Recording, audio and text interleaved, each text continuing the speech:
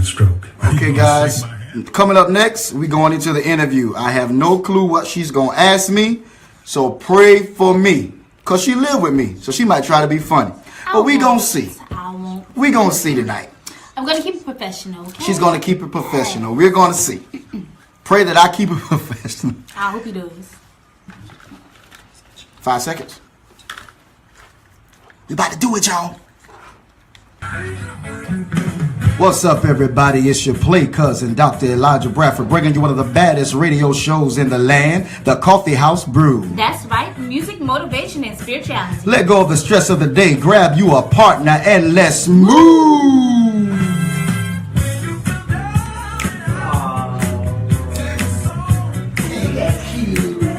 We're here with What's Brewing with Miss Marquita B. Baby, what you got for us today? Help him sing. Hi. In the wake of all the reports about sexual assaults, music mogul and producer Russell Simmons is now in hot water.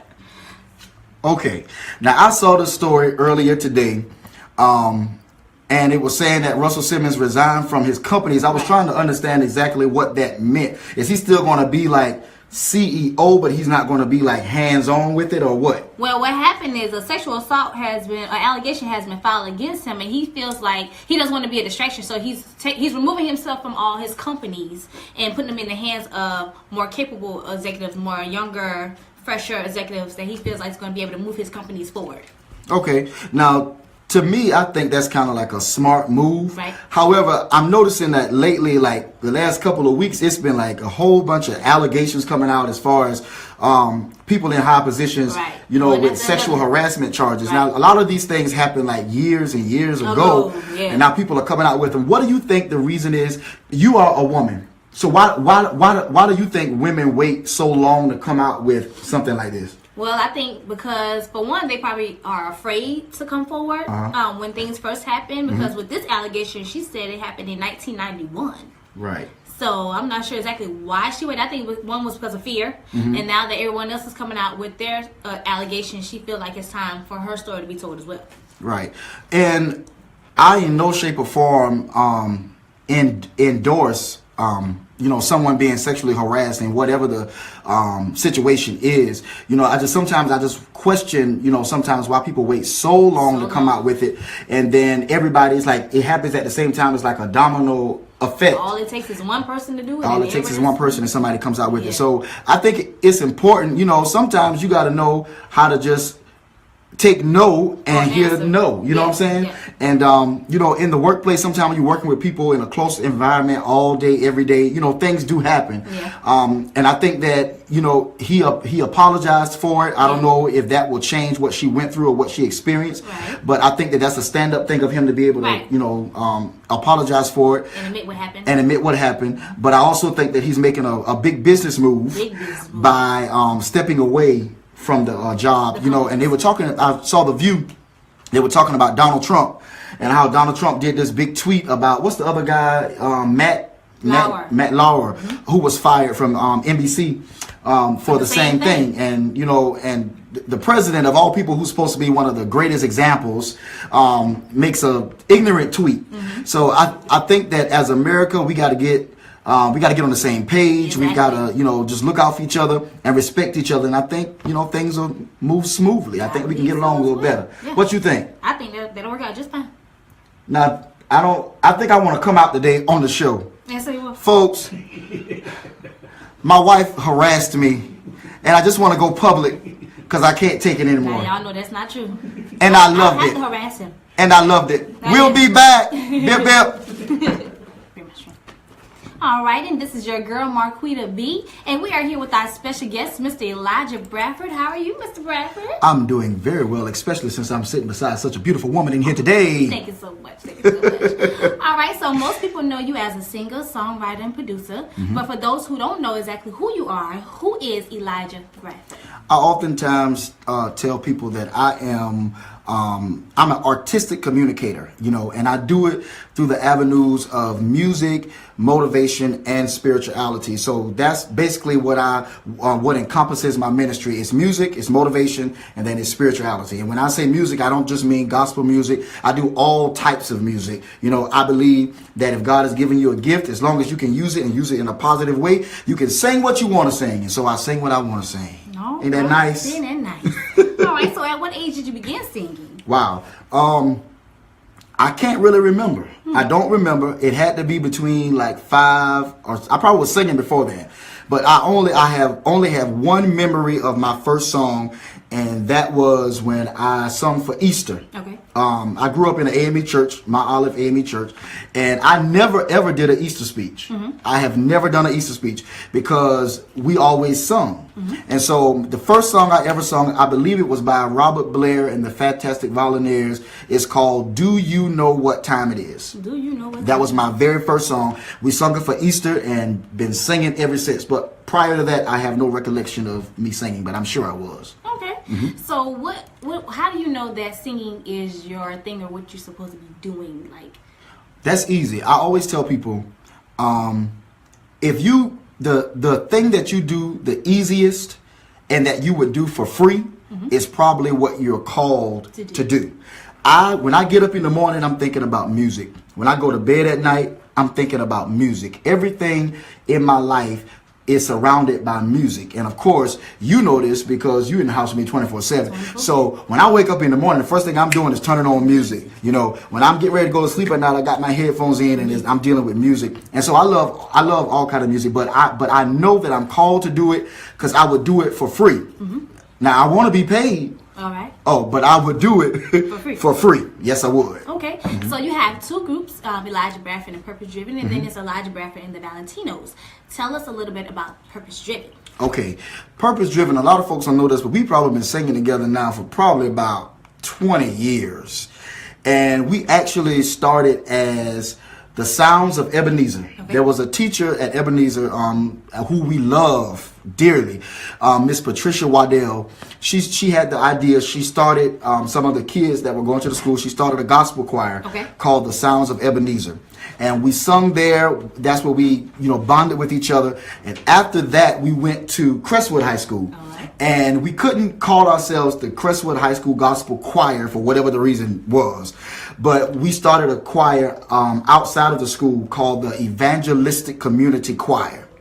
That choir consisted of Crestwood, Lakewood, and Camden High Schools. Okay. So we were all combined together, and we had a big mass choir, and we sung everywhere. We went to, I remember us going to Georgia a few times, going to Nashville. I mean, we went a lot of places. Big choir, bunch of young folks singing and shouting. They know what we singing and shouting about, as most young choirs do. But we enjoyed what we were doing. And after I came back from college, I wanted to keep doing it, but I know I didn't want to do like the big mass choir thing. Right. And so I called a few of the folks that were a part of the Evangelistic Community Choir. We got together and we formed what's now called Purpose Driven. And that name is actually something that we ended up sticking with because I was going to call the group something else. Okay, what was the name? The name I was going to call the group was Kadasha. Where did that come from? I heard it someplace. I don't know where I heard it, but I heard the name someplace.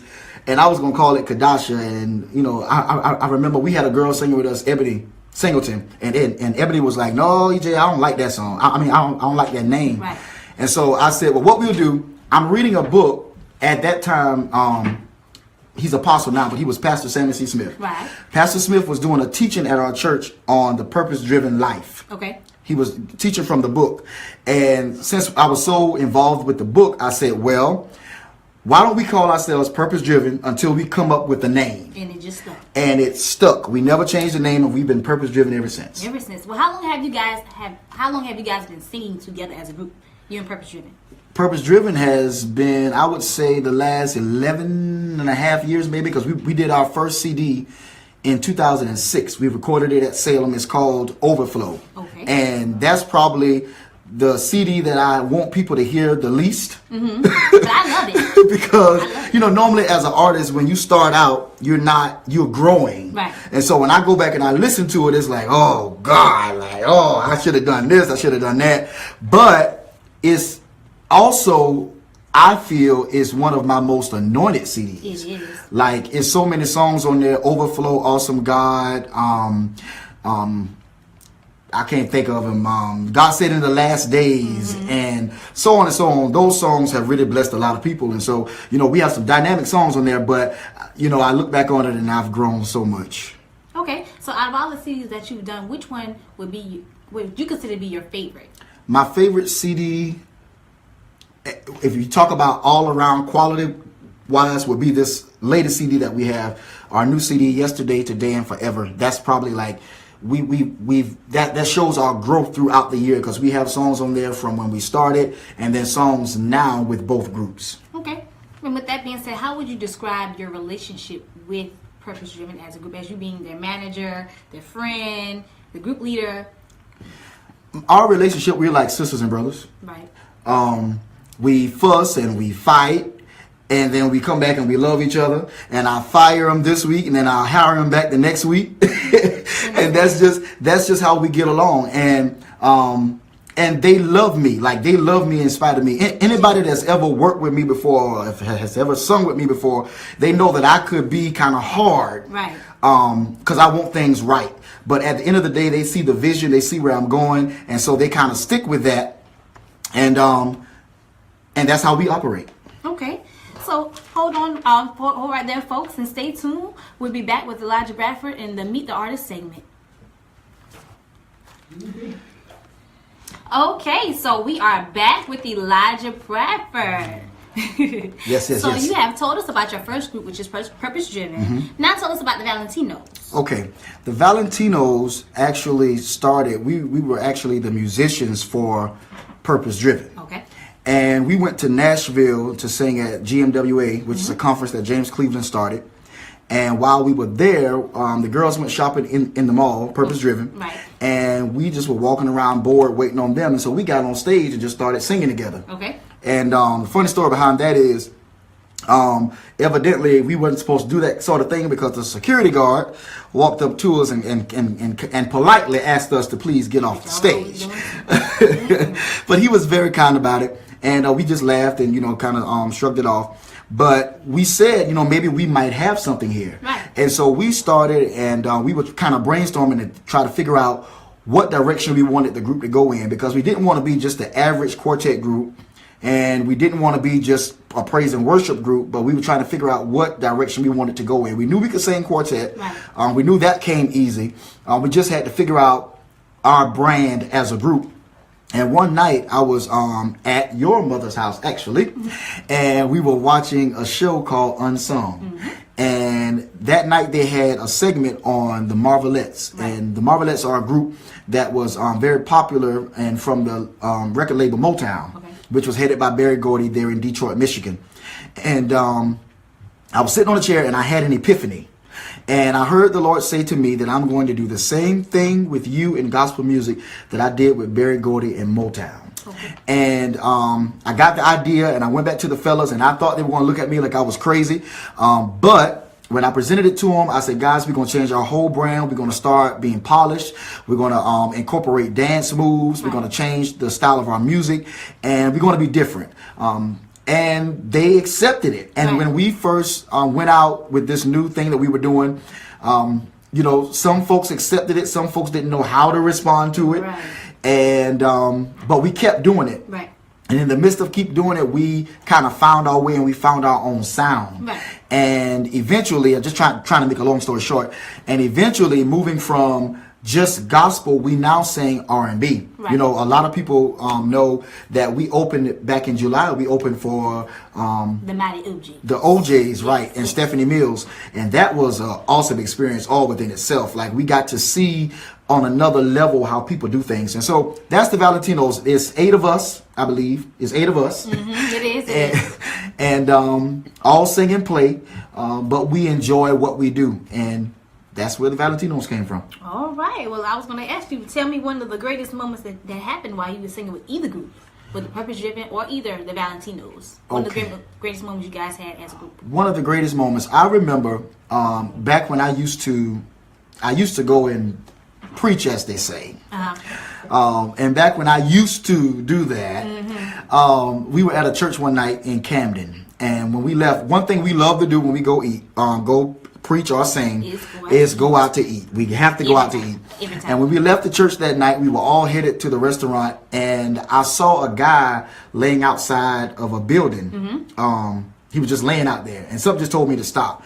And I had to be like 21, 22 probably at this time. But I just had a courageousness in me. And I said, everybody turn around, we're going to go back. I said, I feel like God is telling me to go back. So we went back. The man was drunk. You know, he was drunk. He couldn't hardly articulate his words.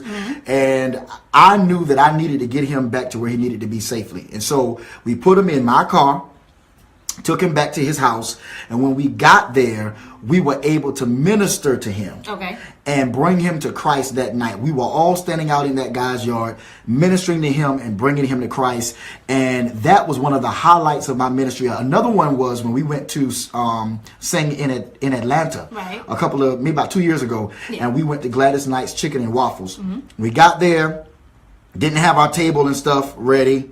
And anybody that knows me know that I don't have a lot of patience. And so if you've ever been to Gladys Knight's Chicken and Waffle, it's a long wait. And people sit outside for hours, just to wait to get in to eat. We were outside, and while we were there, a homeless man walked up. And we began to sing and minister to him. The video is on YouTube. We began to sing and minister to him. And I believe, now we went there for what we thought was this major conference. And it was a nice conference. We were put up nice. They treated us nice. But our main purpose for being there, I believe, was to minister to that guy who was out there that night at that time. And if they had had our table ready, we would have never encountered him. So sometimes you run into situations where it kind of frustrates you, but it's God's way of putting you in the way of people that he wants you to minister to. So those were two of my highlights as it relates to traveling with the groups. Okay. Well, what would you say has been your driving force that has kept you singing and going for so long? What's been my driving force is it's bigger than me. Okay. And I know it's bigger than me. When I get up to sing, I oftentimes sing or speak, 'cause I don't preach anymore, but speak. When I get up to sing or speak, I look at my gift as, like for Valentine's Day. All right now. Like for Valentine's Day, when you bring your wife or your special lady a gift and it's wrapped in that pink box and it has that bow on it. And you give it to her and she's just ready to rip the paper off. Yeah, that's pretty, it's nice, but she's ready to get to the gift. I look at my singing and my speaking like that gift box. When I get on stage, we dress nice. Well, we look nice. We're saying elegant words. But by the time we finish, that box is open and ripped open and I leave everything on the stage. Go ahead. Yes, I do. All right. Well, one more thing. If you could give a piece of advice to an up-and-coming artist, what would it be? This would be my advice to any up-and-coming artist. Nobody can beat you being you. Okay. John P. Key is one of my favorite artists. I love John P. Key. I do too. I love John P. Key. I love his music. But if I ever get on stage and I try to be John P. Key, I will never be effective. Right. If I get on stage and I try to be Tim Rogers, ineffective. If I get on stage and I try to be Harvey Watkins, I'm ineffective. The only way I can be effective in what God has called me to do is being me. So I would tell any up-and-coming artist, first of all, you have to go through the school of not caring about what anybody thinks about you. Because everybody's going to have an opinion about what you should do, what you shouldn't do. But at the end of the day, this is the gift and the destiny that God has given you. And so you have to believe in yourself, get over the opinions of people, and be the best you that you can be. And you have to trust God. Don't say that you trust God, but trust God. Lean on him. Depend on his promises. He is the only entity that will never let you down. And he may not come, as the old folks say, when you want him, but he's right on time. And when you really believe him and you trust him, he'll help you to hone your talent. He will help you to study yourself until your times come to do what you ought to do. He will see to it that you have the right equipment if you trust him. All right. A little preaching going on there. All right. So So thank you again, Mr. Bradford. It was a pleasure having you. It was a pleasure talking to you, wife. Oh, thank you, husband. All right. But tell everyone how they can reach you. You can reach me by visiting www.elijahbradford.com. There you will find our music, our new CD. You will find my books. You will find out where we're going to be. You will find motivational videos. All of that is there. And you can hit me up on my social media platforms. Instagram, I am Elijah Bradford. And Facebook, Elijah Bradford, Purpose Driven. All right, well, stay tuned, folks. We'll be back after the break. Yeah.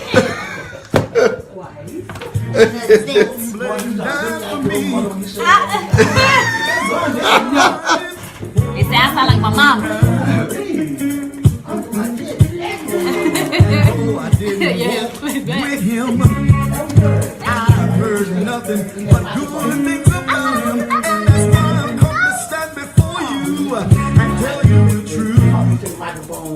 All I'm trying to tell you. Do you guys think, like, from now on, I should start giving her like half of the interview segments? Let me know in the comments. He's gonna do it anyway. Listen, at first I didn't believe it, but then he proved it to me when he delivered me from the law of sin. And now I'm justified. This is my song, y'all. Jesus rolled a stone. He did it for me and he did it for you. Oh yeah.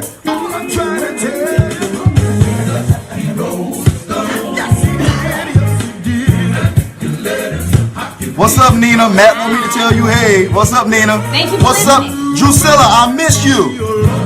I need to see you. This is the Valentinos, y'all. Jesus rolled a stone. We can do that. Yeah. Or when I get, or I can talk right here and go into it and go on out. You feel me right now? You don't know?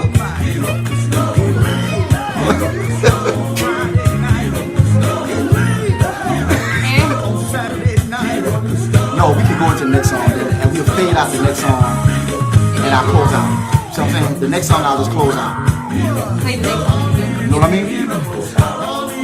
At the beginning of the next song. Okay.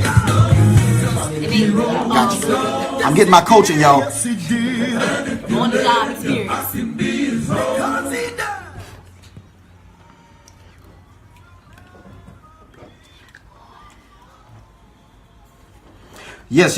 Yes, folks. That is Elijah Bradford and the Valentinos. Jesus rolled the stone. That's on our latest album, Yesterday, Today, and Forever. 10 years, Coffee House Productions anniversary album. Listen, folks, it's been a wonderful show. I've enjoyed being here with my beautiful wife, Miss Marquita B. Wife, have you enjoyed being here with me? I have. I really enjoyed myself.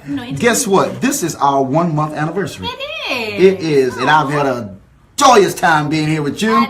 And listen, we get ready to go, folks. Join us again next week. We're going to have success coach Robin Ware, who's going to come on and talk to us about getting our business together for 2018. But right now, we're getting ready to go with one of them good old quartet numbers coming from Elijah Bradford and the Valentinos. Here come Jesus stepping right on in. Bip, bip. Turn up a little bit.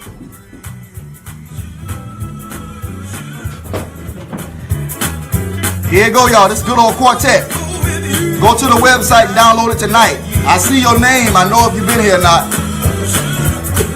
Love y'all.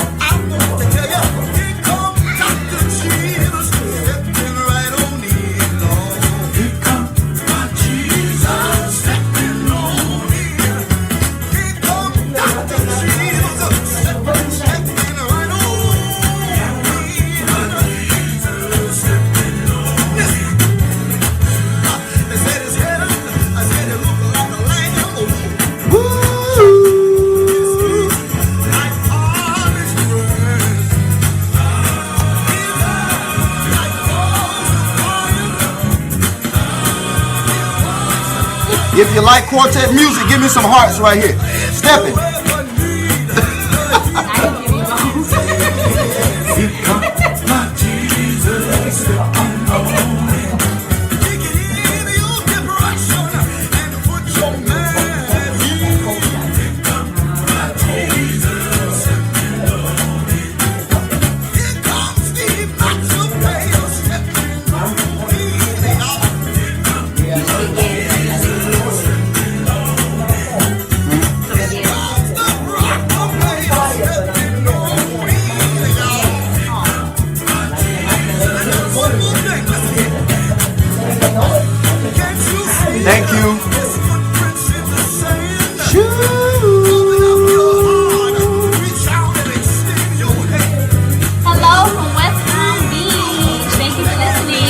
Palm Beach, thank you for tuning in.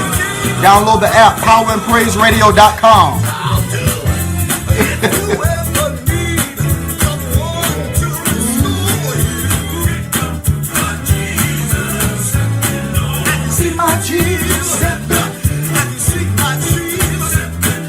They think the Valentinos can't sing no quartet. Y'all hear that?